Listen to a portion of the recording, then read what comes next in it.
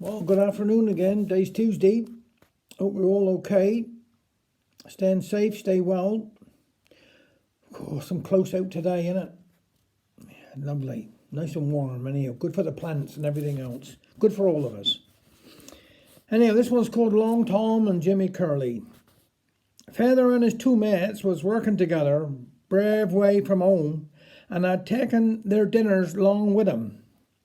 One day, as they sat down to have their croust, Jimmy Curley said as he took out his dinner wrapped in a piece of brown paper, "Believe I got pasty day by the shape of 'em.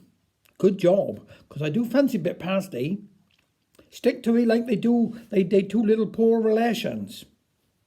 But when he opened the packet, 'twas heavy duff.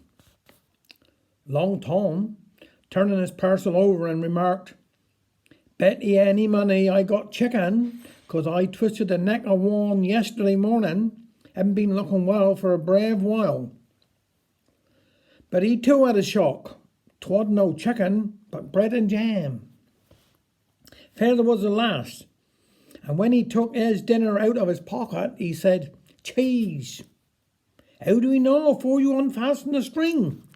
Maybe it could be a surprise." "You had cheese all the week," said Jimmy Curley. Feather cut the string, and sure enough, 'twas cheese. "I ought to know," said Feather. "Missus has been gone away all week, and I've had to get my own dinners." "Was he down to poor old Jan and Ear's funeral?" Long Tom wanted to know. Now I'd call that a funeral. Plates of saffron cake. "Yes, I was there," replied Jimmy Curley, "and 'twas a handsome bit of singing. Best I've heard for years." "I hope I hear as good singing when I'm buried," said Feather. "But there's people don't enjoy a funeral like they used to do. The worst part of me is I can't get out in the mornings. Always late. Don't matter what time I go to bed. I bought an alarm clock, but I don't go nothing on him. Only yesterday morning he never woke me till I was down lacing up my boots. That's as bad as Boy Willie. Tied his 2 feet to the bottom of the bed so that when he moved it would wake up. Good idea 'twas, but in the morning he had to go downstairs for a knife to cut the string before he could get out of the bed." "Talking about funerals," said Long Tom, "I aren't a bad height. In fact, my wife did say she only married me 'cause she can't reach the top of the shelf in the cupboard. But there's a man up Troon I'd have to get a chair to stand upon to take off his hat. And there's nobody in Troon or in Camborne will bury him." "What is things coming to? Why is that?" "'Cause they say he ain't dead yet," replied Tom Long. "Now, funny thing happened to me once.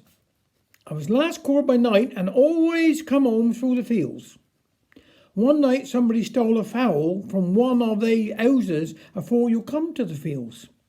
The owner of the fowl comed up to the bell, so mad he was, but said if the man that did it comed up to his house and said he was sorry, he wouldn't say no more about it.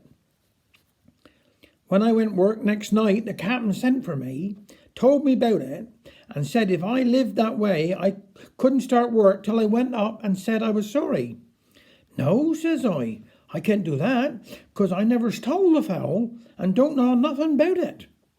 'Well,' remarked the captain, ''tis out of my hands. I always found you an honest, but you can't work here till you do.' And I lost a good job. In fact, I never went home through the fields that night." "You get fool," said Jimmy Curley. "How didn't he say so?"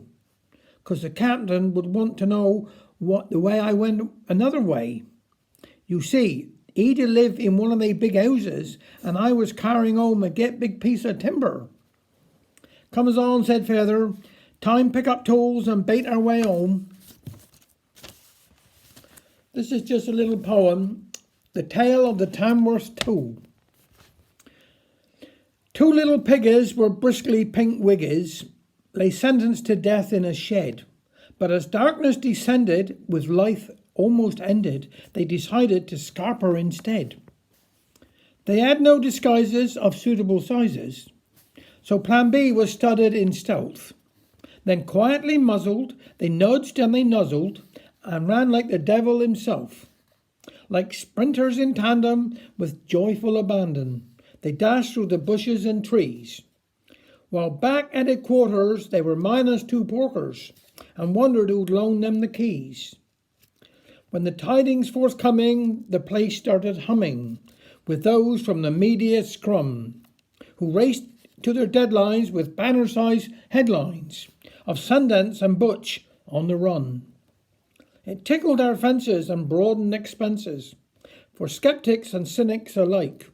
Zoologists snorted, and someone reported they'd seen them in hell on a bike. The ozone was crumbling, Vesuvius rumbling, and Martians had landed in Wales. Such fare was pathetic compared to the epic of trotters from Tamworth with tails.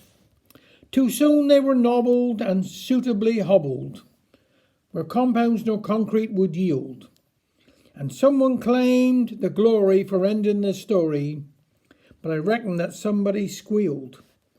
And out came the offers from publishing coffers, for celebrity status means cash. And I'll bet you a pony that Cherry and Tony will invite them next time there's a bash. But not we all felt contented when the owners consented to not harm a hair on their legs. Then he chuckled benignly and, smiling sublimely, went back to his bacon and eggs. Thank you very much.